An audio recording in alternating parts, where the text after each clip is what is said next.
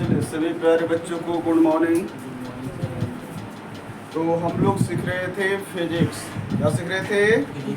Physics में चल रहा था गति, और गति में सीखे थे हम लोग गति समीकरण। क्या सीखे थे?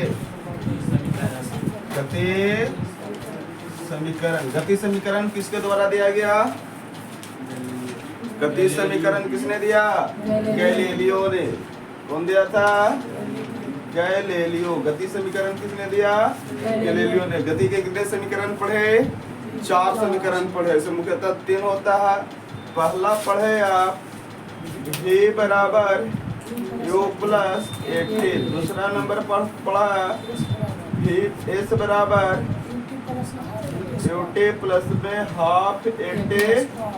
और तीसरा पढ़ा आपने v बराबर a स्क्वायर बराबर u स्क्वायर प्लस 2as। और 4 पढ़े होंगे एसेंथ बराबर u plus 1/2a into 2n minus 1। या इसी को हम ऐसे भी लिख सकते हैं, एसेंथ बराबर u plus 2n minus 1/2 into 8। 2n minus 1/2 into 8। अब प्रश्न आता है कि गति का प्रथम समीकरण किसके बीच संबंध बतलाता है? गति का द्वितीय समीकरण किसके बीच संबंध बतलाता है? गति का तृतीय समीकरण किसके बीच संबंध बतलाता है? तो संबंधों के बारे में जब भी पूछे और जब भी आप इससे को अब भूल जाए, आप इसमें देखें, क्या देखें? इस संबंध हमें निकालना है। और u जो है इसको हम लोग बोले थे इनिशियल वेलोसिटी। यू क्या है? इनिशियल वेलोसिटी, प्रारंभिक वेग कहा जाता है। v को फाइनल वेलोसिटी, v को फाइनल वेलोसिटी, अंतिम वेग बोले थे। क्या कहते? अंतिम वेग। s जो है ये डिस्प्लेसमेंट को, किसको? डिस्प्लेसमेंट, विस्थापन या फिर डिस्टेंस, या डिस्टेंस दूरी को बतलाएगा। और a जो हो गया एक्सेलरेशन। ये क्या आता है? एक्सेलरेशन। एक्सेलरेशन का त्वरण। क्लियर है? और एसेंथ जो था nth, ये आ गया nवें सेकंड में, nवें सेकंड में। और s दूरी है तो nवें सेकंड में तय की गई दूरी। और इसमें जो खाली n है वो बतलाता है nवां सेकंड को, nवां सेकंड को। क्लियर है? तो कौन सा टर्म क्या है ये क्लियर हो गया सभी को। अब क्वेश्चन पूछेगा कि गति का प्रथम समीकरण किसके बीच संबंध बतलाता है। क्लियर है? तो अब इसमें आ गया कि वेग भी है, त्वरण भी है और समय है। तो ऑप्शन दे दिया, जैसे कह दिया गति का प्रथम समीकरण संबंध बतलाता है। ऑप्शन नंबर ए वेग एंड त्वरण, बी वेग एंड समय, सी वेग एंड दूरी, डी नन ऑफ दिस। इसमें से कोई नहीं। गति का प्रथम समीकरण संबंध बतलाता है। आपके पास 4 ऑप्शन है, वेग त्वरण, वेग समय, वेग दूरी, इनमें से कोई नहीं।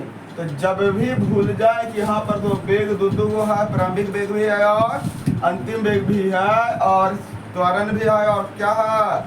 समय भी है। तो कुछ नहीं करना है आपको। आप क्या करिएगा कि अगर इसके बारे में संबंध पूछे, क्या पूछे? हाँ, गति समीकरण के बीच पदों का संबंध निकालना है। तो u को कर दीजिए 0 और a को कर दीजिए 0। u और a को 0। तो क्या मिलेगा पहला से? तो पहला वाला से मिल जाएगा v बराबर t, v बराबर u 0 और a भी 0। तो v और t के बीच मिलेगा ना? किसके बीच? v और टी के बीच। अब ये गुना मत करना, ए गुने 0 गुने टी बराबर 0, जो नहीं टाइम बच रहा है ना, त्वरण 0 हो रहा है, इसमें आ रहा है, कौन आ रहा है, टाइम आ रहा है, कौन आ गया, u0 a0, तो इसमें कौन आ गया, एस। तो पहला डायरेक्ट बोलेंगे हम कि वेग और किसके बीच, इसे वेग और समय के बीच का संबंध, कौन सा समीकरण, पहला समीकरण। एस क्या है, एस को विस्थापन या दूरी बोले, एस क्या है, विस्थापन और दूरी। अब इधर से बचेगा टाइम, इधर से क्या बच रहा है, टाइम, तो विस्थापन और समय के बीच। तीसरा में यू खत्म होगा, क्लियर है, तो यहाँ से ए खत्म होगा तो बचेगा एस, विस्थापन अभी बचेगा वेग। तो तीसरा आ गया वेग और हाँ विस्थापन, ये टर्म याद रहेगा। गति का पहला समीकरण किसके बीच संबंध बदलाएगा, वेग और समय। तो इसमें कौन सा ऑप्शन, वेग और समय किसके बीच का, तो ये प्रथम समीकरण, प्रथम। वेग और त्वरण भी कोई में बतलाता है नहीं, ये किसी का नहीं है। वेग और दूरी विस्थापन बतलाता है, कौन सा, वेग और तृतीय समीकरण, क्लियर है। और विस्थापन और समय रहता, क्या रहता, अब विस्थापन और समय रहता, तब यह हो जाता द्वितीय समीकरण। इतना कॉन्सेप्ट क्लियर है, चलिए जल्दी से इसे नोट कर लेंगे।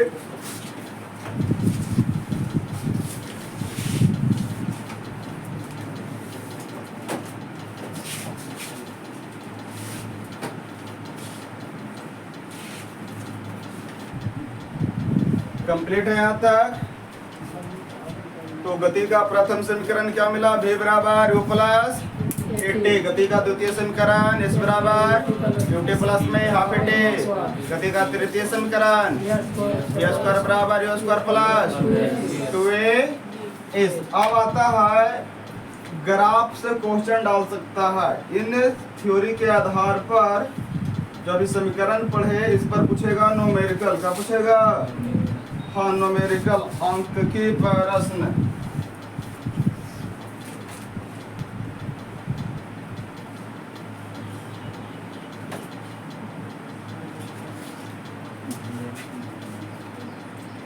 अब इसी में आता है ग्राफ, क्या आता है, हाँ कई बार क्वेश्चन कहाँ से डालेंगे, ग्राफ से रहेगा। तो ग्राफ में क्या मिल सकता है, ग्राफ में मिल सकता है वेग बराबर विस्थापन बटा में समय का ग्राफ मिल सकता है। और क्या मिल सकता है, त्वरण बराबर वेग बटा समय के अनुसार ग्राफ मिल सकता है, क्लियर है। तो जब भी ग्राफ आता है, तो ग्राफ दसम कक्षा में पढ़े थे हम लोग, पढ़े थे 10वां में 9वां में ग्राफ पढ़ना था, जिसमें इस प्रकार का 2 अक्ष लिया जाता था, क्या लेते थे, 2 अक्ष, और ये x आ जाता था और ये y आ जाता था। तो इसमें हमेशा 2 कोऑर्डिनेट आएगा, एक y प्लेन वाला और एक आ जाएगा x प्लेन वाला, जिसमें से मान लो कि एक बतलाएगा। तो इसमें जो ऐसा आया, क्लियर है, तो एक टर्म बतला रहा है किसको, विस्थापन को, एक टर्म किसको बतलाएगा, हाँ विस्थापन को, और दूसरा बतलाएगा समय को। इसमें भी जो देख रहे हैं, इसमें भी आएगा, तो ये वाला टर्म बतलाएगा वेग को और ये बतलाएगा समय को, क्लियर है, वेग और। अब इसका स्थिति कैसा कैसा इसमें हो सकता है, तो उसमें अक्ष देखे थे, तो उसमें हम लोग लेते थे ग्राफ में इस प्रकार से, तो मानते थे कि इस कोऑर्डिनेट को 0 0 ले लेते थे, इधर 2 4 6 8 10, 2 4 6 8 10 करते थे ना। और कोई कण कह दिया कि 2 सेकंड में, मान लो कि यहाँ 4 है, 2 4 6 है, 6 सेकंड में कण यहाँ तक चला गया है, कण यहाँ तक चला गया है। तो इस स्थिति में कण यहाँ पहुँच जाता था, तो ऐसे स्थिति में अब इसका ग्राफ है जो क्या बतला रहा है, और इसमें वेग का मान कितना होगा या कैसा होगा। तो कैसे कैसे ग्राफ में प्रश्न डालेंगे इनको समझने का प्रयास करेंगे। अब ये तो लाइन क्लियर है, ये लाइन क्लियर है ना बाबू, इसमें कोई दिक्कत किसी को?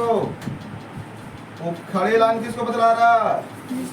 हाँ, खड़ी लाइन विस्थापन, पड़ी लाइन समय, खड़ी लाइन बड़ी लाइन, खड़ी लाइन बड़ी लाइन समय, खड़ी लाइन बड़ी लाइन, खड़ी लाइन बड़ी लाइन, खड़ी लाइन बड़ी लाइन।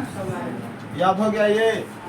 तो अब आता है विस्थापन और समय के ग्राफ से, विस्थापन और समय के ग्राफ से प्राप्त होता है, विस्थापन और समय के ग्राफ से प्राप्त होता है। क्या प्राप्त होता है? तो जेकर ग्राफ कर करा दोगों के विस्थापन और किसका? समय का। तो विस्थापन बट्टा समय करा, विस्थापन बट्टा समय क्या हो जाता है? हाँ, वेग होता है। तो इस सबके ग्राफ से क्या प्राप्त होने वाला है? इस सबके ग्राफ से प्राप्त होगा वेग। अब इसमें पढ़े थे, क्या पढ़े थे वेग में? कि एक नियत समय में, नियत समय में निश्चित दिशा में तय की गई दूरी को क्या कहते थे? हाँ, वेग कहते थे। या इकाई समय में विस्थापन में परिवर्तन की दर को वेग कहते हैं। यही दो पढ़े। तो अब कैसा हो सकता है? तो कहा कि जो कण है उसमें विस्थापन समय के सापेक्ष परिवर्तन कैसा है? तो हो सकता है कि कण ऐसा रहे, क्लियर है? हो सकता है कि वो ऐसा चला गया, हो सकता है कि ऐसे चला गया, हो सकता है ये ऐसे आ गया, इधर से, इधर है, इधर से इस प्रकार से, हो सकता है वो ऐसे आ गया, या फिर कोई ऐसे दे रखा है। कितने कंडीशन आ गया? 1 2 3 4 5 6 कंडीशन आ गया।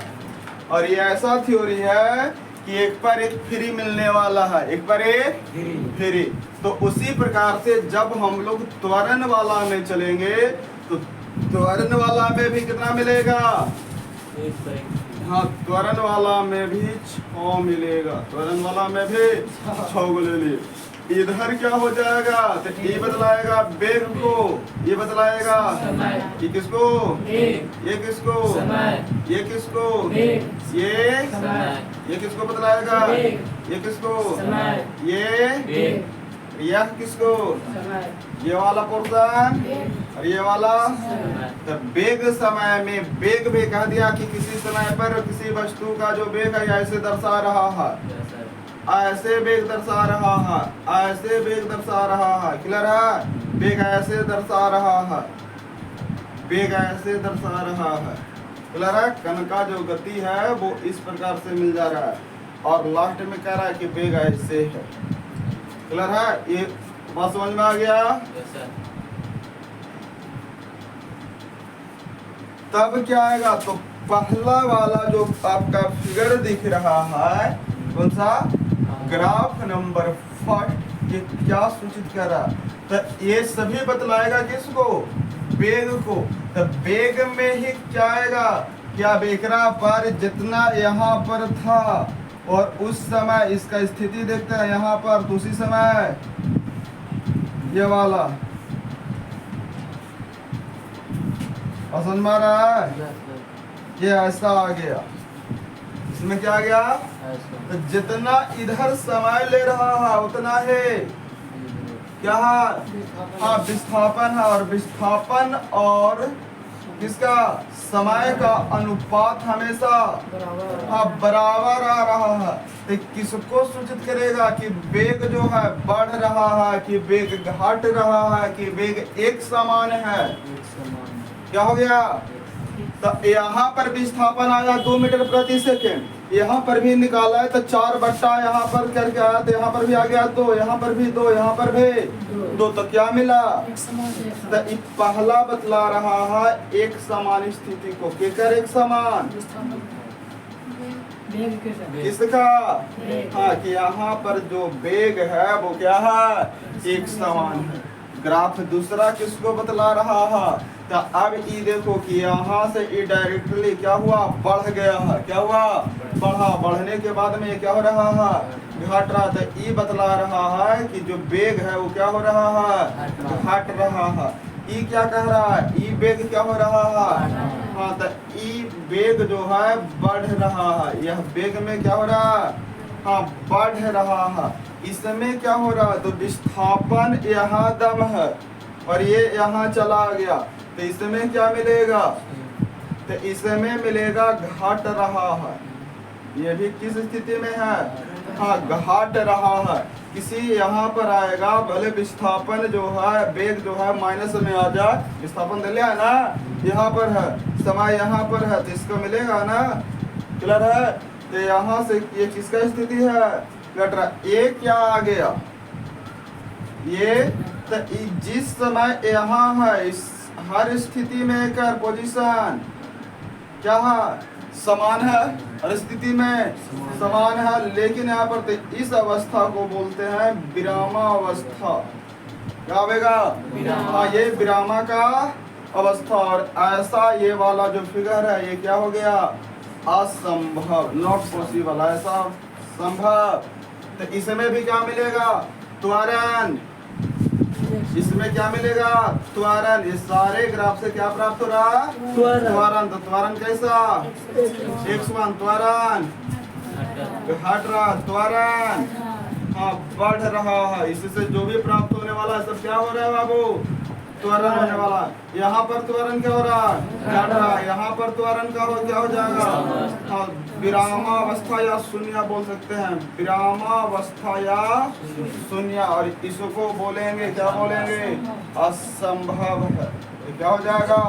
असंभव। बात समझ में आ गई? चलिए जल्दी से नोट कर लेंगे ग्राफ को।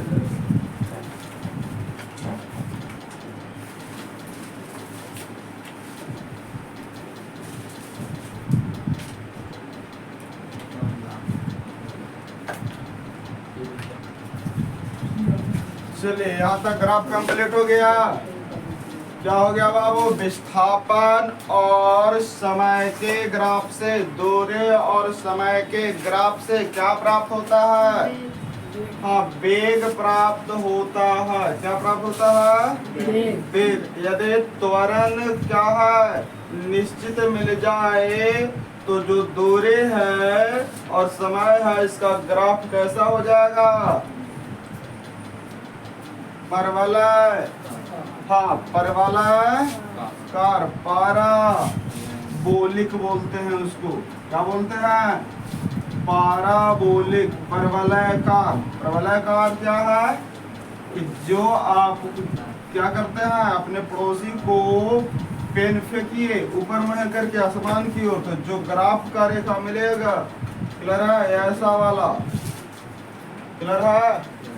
ये जो ग्राफ आ रहा है, जैसे इसको हम फेंके तो इसका जो ग्राफ आवेगा, इसको फेंकने पर कैसा जा रहा है? इस प्रकार जा रहा है। तो इसी वाले पोर्शन को क्या बोलते हैं? परवलय आकार कहा जाता है। अब जैसे ले लेते हैं क्वेश्चन कि मान लो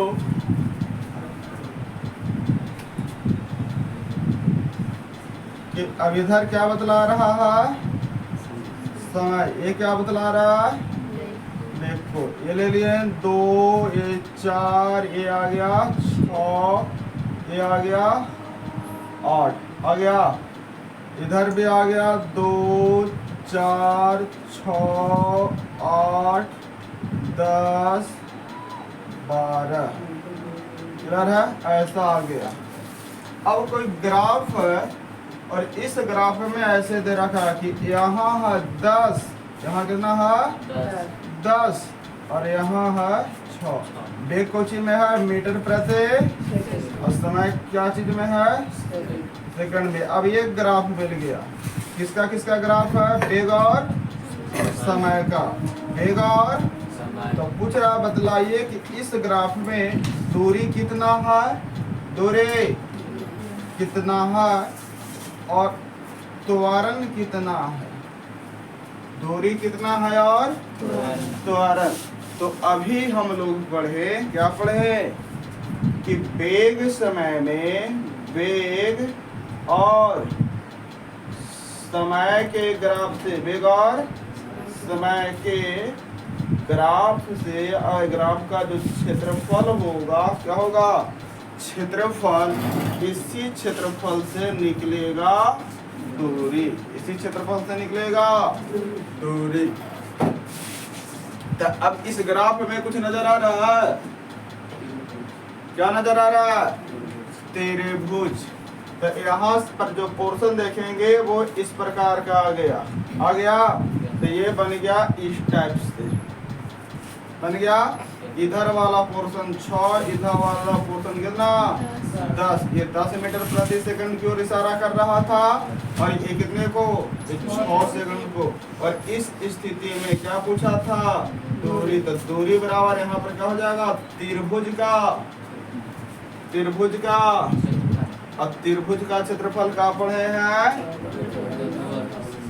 1/2 गुने आधार गुने का 1/2 अपन मन से आधार कौन वाला हो गया, आधार हो गया समय, आधार कौन हो गया, और ये क्या हो गया ऊंचाई, ये क्या हो जाएगा। और ये बतलाएगा ढाल किसको, त्वरण को। ये क्या बतलाएगा, ढाल त्वरण को। क्या है, तो आधार गुने, तो आधार कितना, ऊंचाइया कितना 10, तो 2 पचे का, तो 6 पचे का, कोची में आएगा, दूरी कोची में आएगा 30, क्या चीज, हाँ मीटर। ये क्या हो गया आंसर, बात समझ में आ गया। ये क्या हो गया, इसी में दूसरा क्वेश्चन क्या पूछा, त्वरण, क्या पूछा, त्वरण। तो त्वरण क्या हो जाएगा, तो त्वरण केकरा बोलते हैं, ढाल को, अंग्रेजी में इसको एक्सेलरेशन बोलते हैं। तो अगर यहाँ पर ये थीटा कोण हम अगर मान लेते हैं तो ये वाला पोर्शन निकालना ना है, कौन सा, तो क्या हम कैसे निकालेंगे, क्या ले लें कि त्वरण ज्ञात हो जाए।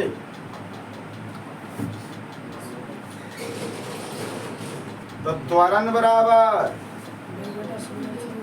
वेग बट्टा, तो त्वरण वेग कितना 10, समय कितना 6, तो 10/6। तो अब 2 फॉर्मूला लगा सकते हैं, त्वरण बराबर वेग बट्टा, वेग हमारे बतला रहा है उधर के क्वेश्चन से कि 10 पर गेल था, कितना पर 10 पर, समय कितना पर था 6 पर, करेगा 5 दूने 3 दूने 5 में मीटर प्रति सेकंड, मीटर प्रति सेकंड और स्क्वायर। क्लियर है, आया बात समझ में। और ई नहीं याद है तो डायरेक्ट अगर यहाँ तक चले तो ये वाला पोर्शन जो होता है, एक्सेलरेशन जो होता है वो tan थीटा के बराबर होता है। एक्सेलरेशन के क्या, एक्सेलरेशन बराबर tan थीटा, tan थीटा में लंब बटा में, tan थीटा में लंब बटा में आधार। तो लंब कितना, आधार कितना 5/, का बराबर 5/, 3 मीटर प्रति सेकंड स्क्वायर। ये क्या हो गया हमारा, क्या निकल गया, ये निकल गया त्वरण। तो बोलिए ये त्वरण और दूरी का ये कॉन्सेप्ट क्लियर है, नोट कर लीजिए।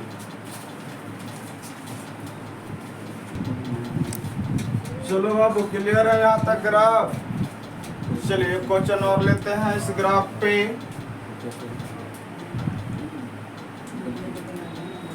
अब आप लोगों का ग्राफ क्लियर हो गया होगा जी।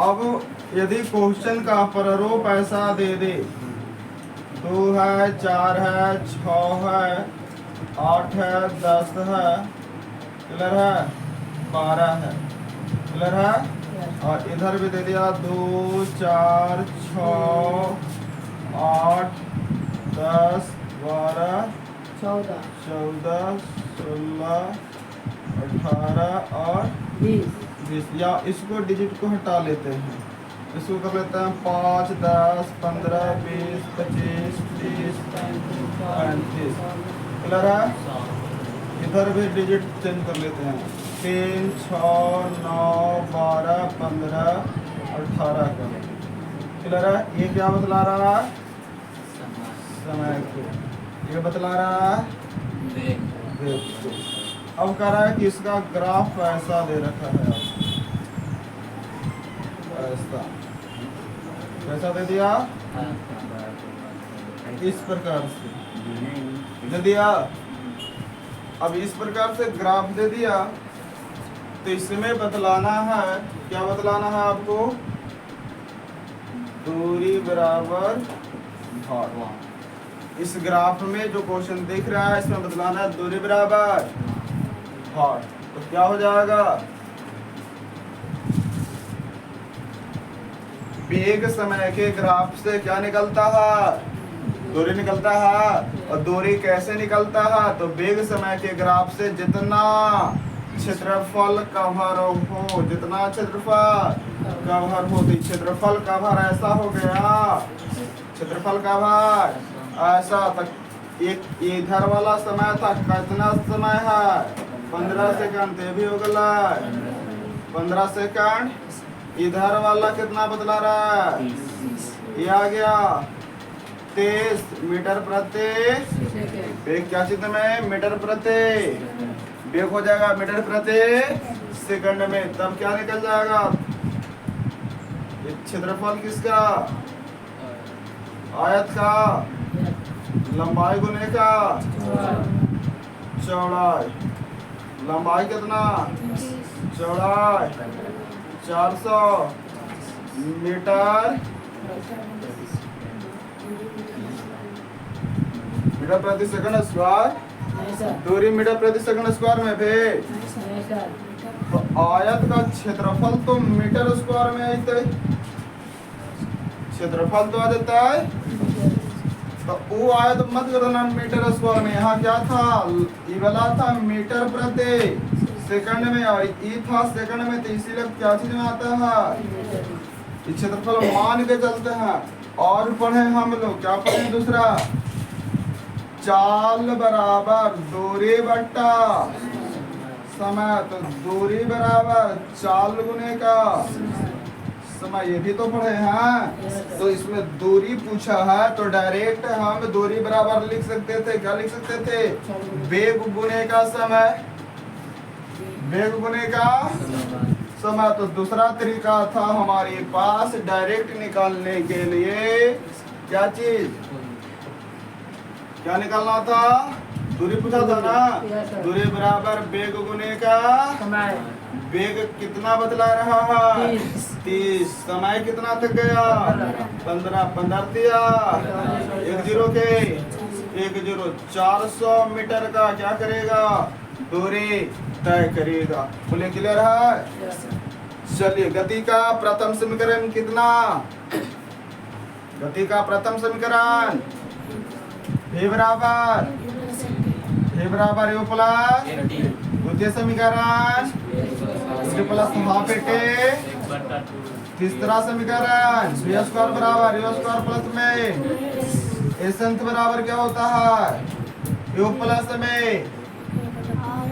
2n माइनस 1 बटा में इंटू में u प्लस 2n माइनस 1 बटा 2 इंटू ए या इसी को बोल सकते हैं u प्लस 1 बटा 2 a इंटू 2n माइनस का 1 क्लियर हो गया। अब आता है यदि वस्तु रुका हुआ है यदि वस्तु फिर रुका हुआ विरामावस्था में है तो v0 के u0 अभी हम रुके हुए हैं तो भी जीरो के यू जीरो, हाँ यू जीरो। अगर हम दौड़ रहे थे, क्या कर रहे थे, हाँ दौड़ रहे थे, ट्रेन चल रहे थे, कुत्ता भाग रहा था, धरती घूम रहे थे, ये सब गति के बाद किस अवस्था में चला गया, विराम के अवस्था में। तब यू जीरो की भी जीरो, तब क्या हो जाएगा, हाँ भी जीरो अंतिम वाला, भी प्रारंभिक वाला, यू प्रारंभिक वाला, ये क्लियर है। यू जीरो और भी जीरो कब होता है, ये क्लियर है। ये कल वाले पिछले वाले क्लास में बतलाया गया। तो अगला क्लास जो हम लोग का चलेगा वो जो एक सरल में पढ़े उस पर क्या मिल जाएगा, अंक की प्रश्न, अंक के न्यूमेरिकल क्वेश्चन जो आएगा वो हम लोग इस पर कर लेंगे। और इस गति से बहुत सारा क्वेश्चन न्यूमेरिकल क्या है, एग्जाम में कंपटीशन वाला एग्जाम आपका है, रेलवे हो गया, एसएससी हो गया, क्लियर है, दरोगा हो गया, उस समय जो भी क्वेश्चन पूछेगा तो 2 को थ्योरी वाला पूछ ले आए तो 3 को क्वेश्चन वाला पूछ देगा, न्यूमेरिकल वाला पूछ लेगा कि लेकिन फर्स्ट। इसलिए ध्यान रखिएगा, थ्योरी पढ़ के आइएगा।